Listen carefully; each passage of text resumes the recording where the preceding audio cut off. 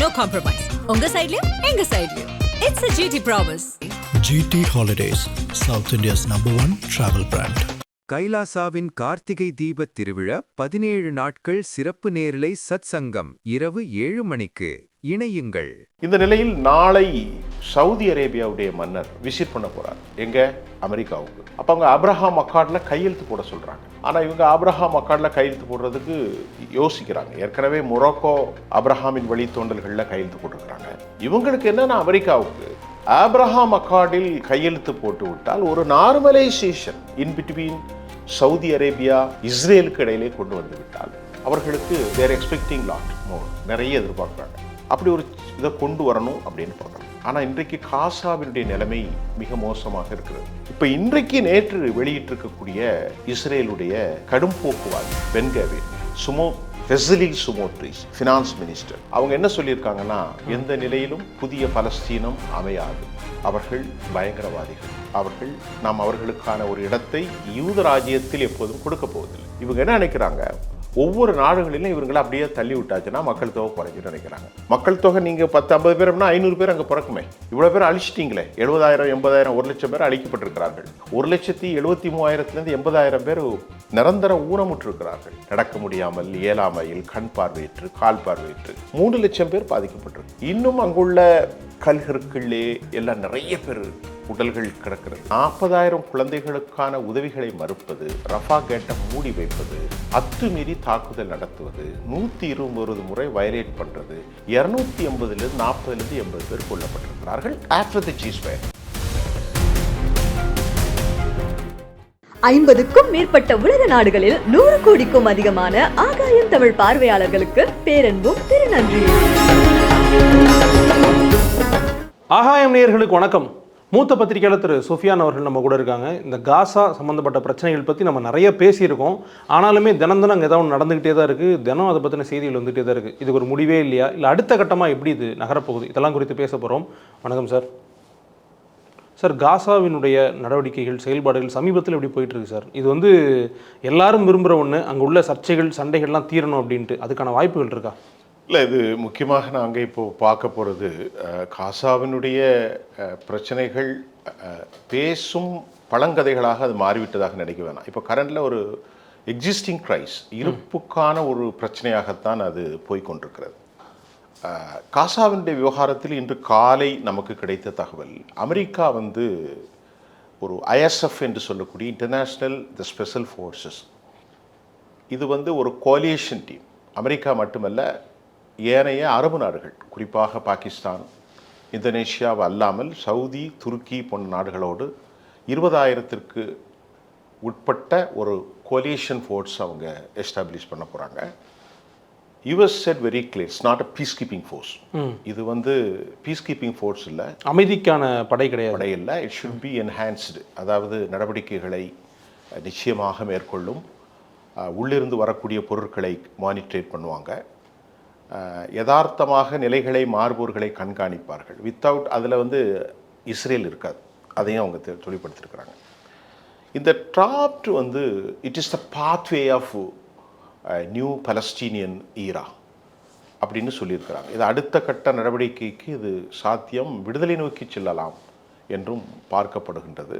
இந்த கோலியேஷன் ஃபோர்ஸில் அரபுகள் மட்டுமின்றி, அமெரிக்கா மட்டுமின்றி, நேட்டோ நாடுகளும், குறிப்பாக ஸ்டோமர் தலைமையிலான யூகேனுடைய ஃபோர்ஸ், எமானுவேல் மேக்ரான் பிரான்ஸ் அவருடைய அந்த நாட்டுப்படை, but it has a multiple hands இருக்குது, பல கைகளும் இதில் வரும்.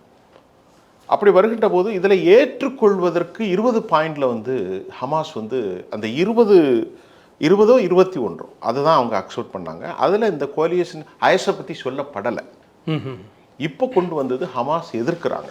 ஓகே, இதில் 2 விதமான பார்வைகள் இருக்கிறது. ஒரு பார்வை, இது அடுத்த கட்ட நகர்வுக்கு செல்லும் என்று எர்டோகன் துருக்கியும், MBS சவுதி அரேபியாவும், அப்துல் ரஹ்மான் அல் தானி கத்தரும், அப்துல்லா அல் சிசி இவர்களெல்லாம் நம்புகிறார்கள். இது ஒரு அடுத்த கட்டத்திற்கு கொண்டு செல்லும் என்று அவர்கள் நம்புகிறார்கள்.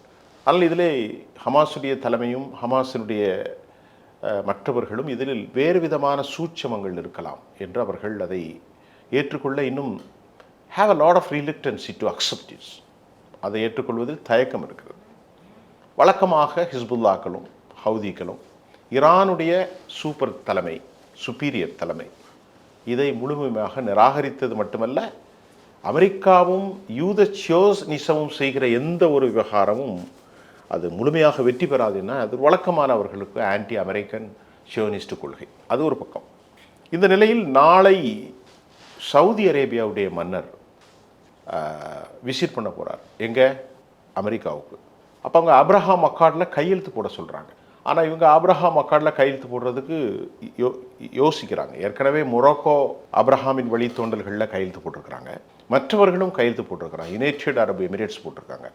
இவங்களுக்கு என்னென்னா அமெரிக்காவுக்கு ஆப்ரஹாம் அக்கார்டில் கையெழுத்து போட்டு விட்டால் ஒரு normalisation in between Saudi Arabia மற்றும் இஸ்ரேலுக்கு இடையிலே கொண்டு வந்து விட்டால் அவர்களுக்கு தேர் எக்ஸ்பெக்டிங் லாட் மோர், நிறைய எதிர்பார்க்குறாங்க. அப்படி ஒரு இதை கொண்டு வரணும் அப்படின்னு பார்க்கலாம். ஆனால் இன்றைக்கு காசாவினுடைய நிலைமை மிக மோசமாக இருக்கிறது. மக்கள் சாப்பிடுவதற்கு உபகரணங்களோ எதுவுமே இல்லை, தங்குவதற்கு இடமில்லை, ஹட்டு எல்லாமே அடிச்சிருக்கு, புயல் போகுது. இந்த நிலையில் அவர்களை முதல்ல ஒரு இன்னைக்கு காலையில் செய்தியில் 40,000 பிள்ளைகள் ஐசியூவில் அட்மிட் ஆகக்கூடிய சூழல். பிள்ளைகளுக்கான உடல்நிலை இல்லை, பிள்ளைகளுக்கான வளர்ச்சி இல்லை, பிள்ளைகளுக்கான எதுவும் இல்லை. மேலும் மேலும் ஒரு ரிட்டாலியேஷன், ரிவெஞ்சன்ஸை அவங்க வாமிட் எடுத்துக்கிட்டே இருக்கிறாங்க இஸ்ரேல்காரர்கள்.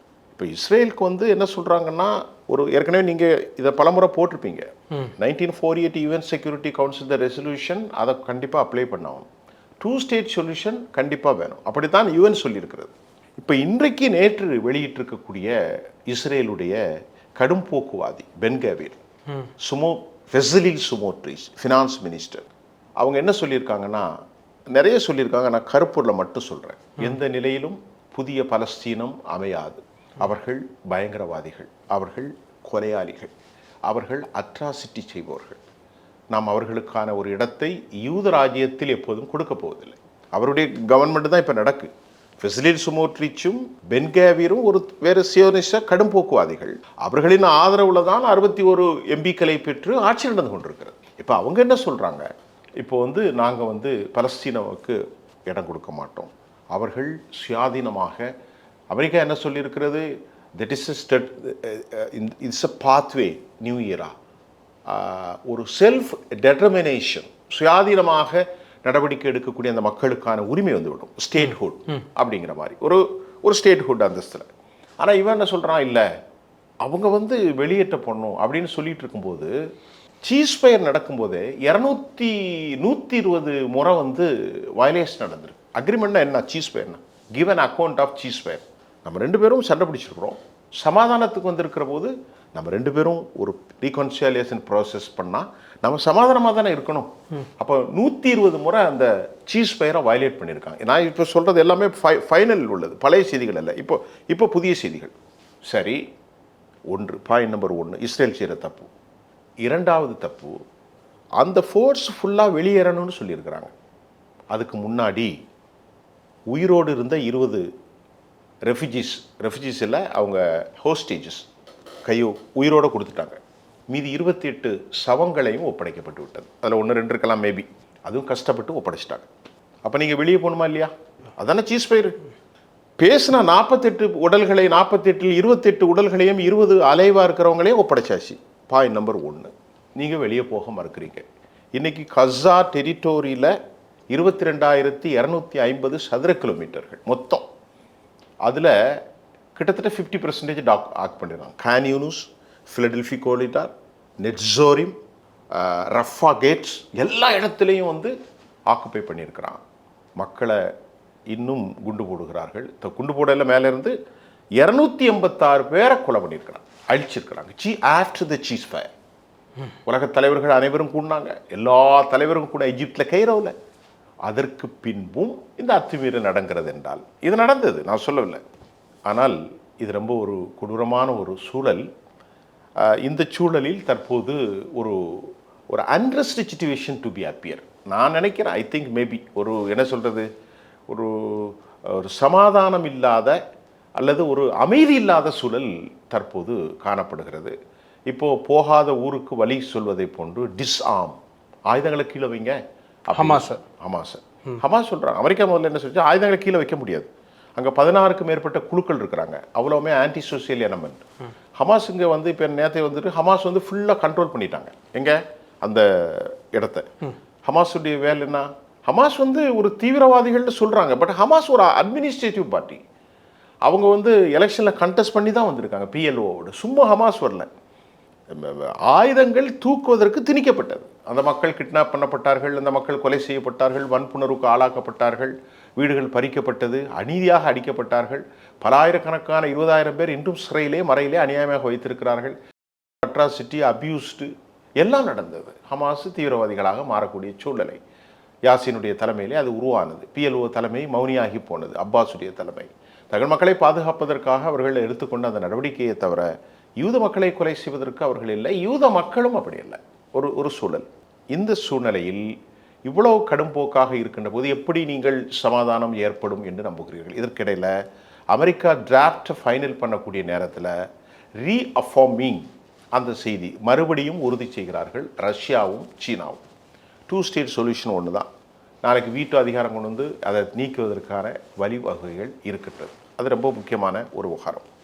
மற்றொரு விவகாரத்தை நாம் அங்கே பார்க்கின்ற போது இந்த அக்ரிமெண்ட் படி 600க்கும் மேற்பட்ட ட்ரக்கர்ஸ்கள் தினமும் தேவை. அந்த ரெக்வயர்மெண்ட்ஸ் மோர் தென் 600 மூவ் பண்ணி எடுத்துகிட்டு போகிறது கொடுக்கணும்ல. அதில் உணவுப் பொருள் இருக்கும், மருத்துவ பொருள், எசென்ஷியல்ஸ் எல்லாமே இருக்கும், இருக்கணும்ல. ஆனால் அதை வந்து தடை பண்ணுறாங்க. தடை பண்ணி எவ்வளோ அனுப்புகிறாங்க தெரியுமா? வெறும் 145 தான். ஓகே, பாதியிலையும் பாதியாக இருக்கே. 145னா என்ன இருக்கும்? சாப்பாடு இருக்காது, மெடிசன் இருக்காது, எதுவுமே இருக்காது. இந்த 145 இருக்கும்போது அந்த மக்கள் வந்து அதுக்கு காண இல்லை, மருத்துவ வசதி எதுவுமே இல்லை. அப்படி இருக்கின்ற போது அப்போ அந்த அக்ரிமெண்ட் வந்து அக்ரிமெண்ட்டில் என்ன சொன்னாங்க? 600 ட்ரக்கு போகும், அதை மானிட்டேட் பண்ணுவோம் தான் சொல்லியிருக்கிறாங்க. ஆனால் அக்ரிமெண்ட்டில் 145 தான் போகுது. பாயிண்ட் 1. சீஸ் ஃபயர் இடத்துல 286 பேரை கொண்டிருக்காங்க. 2. 3வது 120 முதல் 120 டைம்ஸ் வயலேஷன், லெஜிட்டிமேட் வயலேஷன், சட்டப்படியான வயலேஷன் நடந்திருக்கிறது. அப்போது இதெல்லாம் வந்து அந்த சீஸ் ஃபயருங்கிறது வந்து பிரச்சனை முடிஞ்சிட்டுன்னு நம்ம நினைக்கக்கூடாது. நிறைய பேர் அப்படி தான் நினச்சிக்கிட்டு இருக்காங்க. பிரச்சனை முடியலை. பிரச்சனைக்கான ஒரே சொல்யூஷன் அந்த மக்களுக்கான விடுதலை தான். அந்த விடுதலையை ஏற்கிறதற்கு உலகம் தயாராக இருக்கிறது. UK தயாராக இருக்கிறது, ஆசிய நாடுகள் தயாராக இருக்கிறது, 157 நாடுகள் தயாராக இருக்கிறது, அமெரிக்காவும் தயாராகத்தான் வரும். இப்போ இவங்க என்ன சொல்கிறாங்க? இன்னைக்கு பெசலிஸ் சுமோட்ரிச் என்ன சொல்கிறான்? இந்த லேண்டை எங்கே லேண்டுக்கிறான்? பெசலிஸ் சுமோட்ரிச் இல்லை, பென்கபீர் சொல்கிறான், இந்த லேண்டு வந்து ஜூஸ் லேண்டு, அவங்க மந்தைகள் அரபு நாட்டிலேருந்து வந்த ஒரு குழு ஆக்கிரமித்து கொண்டார்கள் அப்படின்னு அவங்க வைக்கிறாங்க. Have a no archaeological evidence, authenticity இல்லை. எப்படி அவங்க யூத லேண்டை உறுதி கொள்ள முடியும்? So we are trying to forcible evacuate. கண்டிப்பாக அவனை தள்ளு, வெளியே தள்ளு, முயற்சி பண்ணி அவனை வெளியே பண்ணு, அவனுக்கு வேற ஒரு நாடு அனுப்பலாம் அப்படின்ட்டு தான் அவங்க சொல்கிறாங்க. இப்போவும் அந்த வெறுப்பு தானே இருக்குது. இப்போது நேற்று முந்தின ஒரு செய்தி, தென்னாப்பிரிக்காவுக்கு எல்லா இடங்களையும் இவங்களே ஆளை பிள்ளையில ஏற்றி வண்டியில் ஏற்றி டெல்லவிலேருந்து வெளிநாட்டு கடத்துகிறாங்க. யார்? யூதர்கள். அவங்க என்ன நினைக்கிறாங்க? சீப்பை ஒழிச்சு வச்சுட்டா திருமணம் நின்றுன்னு நினைக்கிறாங்க. மக்கள் ஜனத்தொகை 23 லட்சம், 2.3 million people. They have been living this territory. இவங்க என்ன நினைக்கிறாங்க? ஒவ்வொரு நாடுகளிலும் இவங்களை அப்படியே தள்ளி விட்டாச்சுன்னா மக்கள் தொகை குறைஞ்சிட்டு நினைக்கிறாங்க. மக்கள் தொகை நீங்கள் 10-50 பேர் அப்படின்னா 500 பேர் அங்கே பிறக்குமே.